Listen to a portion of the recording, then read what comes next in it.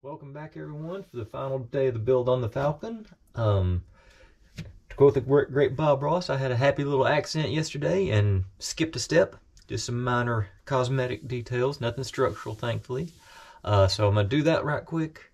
Then I'm going to jump into the rest of Bag 8 and finish up on 9. And then I'll probably post a video of the actual close-ups of everything, the details later, just a short one. And then we'll start on the next project. If you saw the preview of yesterday, is I think interesting. Okay, so here we go.